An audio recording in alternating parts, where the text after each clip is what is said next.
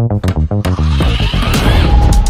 ¿qué tal? ¿Cómo estás? Si vous êtes artisan et que vous réfléchissez à lancer votre activité indépendante, alors vous vous êtes probablement renseigné sur la micro-entreprise. Moi, le premier, quand je me suis lancé, c'est le statut que j'ai adopté en fait. La gestion d'une micro-entreprise, elle est ultra simplifiée, c'est un pur bonheur. Mais attention au piège. À l'origine, la micro-entreprise a été pensée comme un statut de transition et vous pourriez bien regretter votre choix dans quelques années si vous restez trop longtemps en micro-entreprise. Mais avant de vous lister les 3 raisons principales pour lesquelles vous ne devez pas rester en micro-entreprise trop longtemps, si vous aimez mes vidéos, alors je vous invite tout simplement à vous abonner à ma chaîne YouTube et à activer les notifications, comme ça vous n'en raterez aucune. Et si c'est déjà fait, alors un grand merci à vous parce que votre soutien m'aide beaucoup. Combien vendre votre journée de travail? J'ai mis un calculateur de prix de vente en description de la vidéo, il est gratuit, vous pouvez le télécharger, ça me fait plaisir, on y va, c'est gratos, c'est parti.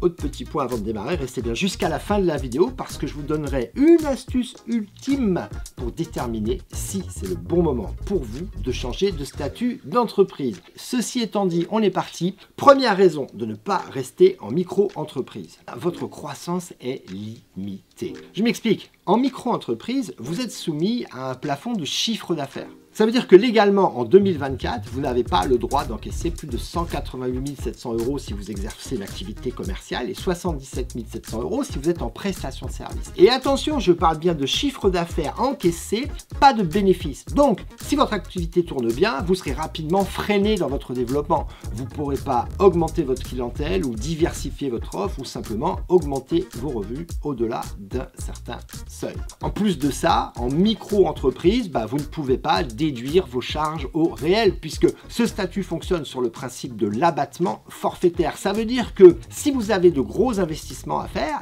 il faudra sortir l'argent de votre poche. D'autre part, il faut savoir que même si en théorie, vous pouvez embaucher des salariés, les apprentis ou des stagiaires, la micro-entreprise n'est pas faite pour ça. Vous allez vous retrouver avec des charges que vous ne pourrez pas déduire et vous serez obligé d'augmenter votre chiffre d'affaires pour que ça vaille le coup. Passer d'une micro-entreprise à une entreprise individuelle ou une société vous offre beaucoup plus d'opportunités de croissance. Vous pourrez par exemple obtenir plus de financement, créer des partenariats stratégiques avec d'autres entreprises ou embaucher un ou plusieurs salariés. Globalement, une société vous permet d'avoir une base plus solide pour soutenir votre développement sans limite de chiffre d'affaires. Deuxième raison pour ne pas rester en micro-entreprise, votre crédibilité professionnelle. Si vous travaillez en solo et que vos clients sont des particuliers lambda, alors être en micro-entreprise ne devrait pas poser trop de problèmes en termes de crédibilité. Mais si vous voulez atteindre de plus gros clients comme des entreprises ou que vous cherchez à nouer des partenariats, alors vous risquez de manquer de crédibilité. Être en face d'une structure juridique plus formelle, ça rassure et c'est souvent synonyme de sérieux et de fiabilité. En sortant de la micro-entreprise, vous pourrez par exemple accéder aux appels d'offres des promoteurs immobiliers ou simplement signer des contrats plus importants. Votre banque aura aussi tendance à vous faire plus confiance si vous avez besoin de faire des investissements importants. Et enfin, troisième raison de ne pas rester en micro-entreprise, le faible niveau de protection sociale. Le régime de la micro-entreprise est ultra simplifié et les charges sont très faibles. Il y a forcément un revers à la médaille, les amis. C'est le niveau de protection sociale auquel il vous donne droit. En tant que micro-entrepreneur, vous cotisez bien sûr pour votre protection sociale. C'est quoi la protection sociale? Assurance maladie, retraite, allocation familiale, etc. Mais vos cotisations sont calculées sur la base de votre chiffre d'affaires. Et si vous n'avez pas de chiffre d'affaires, alors vous ne cotisez pas. Alors on pourrait dire, super, je suis pas obligé de sortir de l'argent que j'ai pas gagner. Oui, mais il y a des conséquences directes sur votre protection sociale. Par exemple, vous avez peut-être regardé ma dernière vidéo sur la retraite. Si oui, alors vous vous rappelez sûrement qu'un micro-entrepreneur ne valide pas automatiquement ses trimestres. Si vous êtes en micro-entreprise en 2023, vous deviez encaisser un minimum de 13 600 € pour valider vos 4 trimestres. Alors que si vous êtes un artisan indépendant hors micro-entreprise, vous avez des cotisations sociales minimales à verser, quel que soit votre chiffre d'affaires.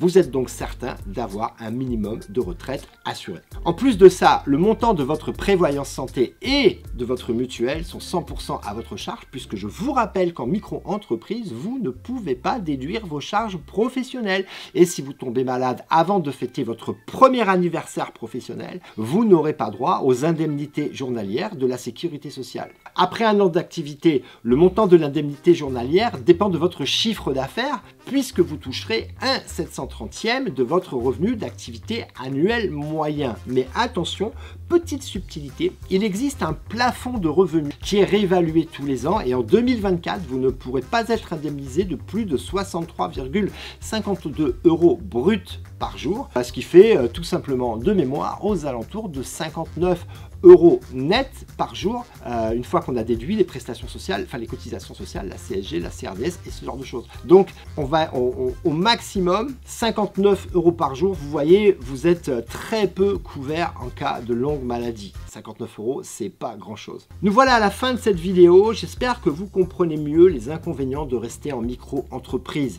Comme promis, voici mon astuce infaillible pour déterminer si c'est le bon moment de changer de statut d'entreprise. Le secret, c'est d'établir votre prévisionnel. Alors oui, je sais, en tant qu'artisan, on n'est pas forcément à l'aise avec la gestion et la compta, mais c'est indispensable si vous voulez développer votre entreprise. Donc, pour établir simplement, très simplement votre prévisionnel, prenez votre chiffre d'affaires réalisé les années ou les mois précédents et regardez son évolution. S'il augmente de façon régulière et permanente, estimez à quel moment vous risquez de dépasser le plafond de chiffre d'affaires et changer de statut un petit peu avant. Regardez aussi où vous en êtes, ça vous permettra également de déterminer à quel moment vous allez passer le plafond de chiffre d'affaires. Voilà, cette vidéo est terminée, merci de l'avoir regardée jusqu'au bout, n'hésitez pas à la partager avec des copains artisans en micro-entreprise ou d'autres qui souhaitent se lancer en micro pour qu'ils aient bien conscience qu'il n'y a pas que des avantages à ce statut. Merci, je vous dis à bientôt, à la semaine prochaine, bye bye.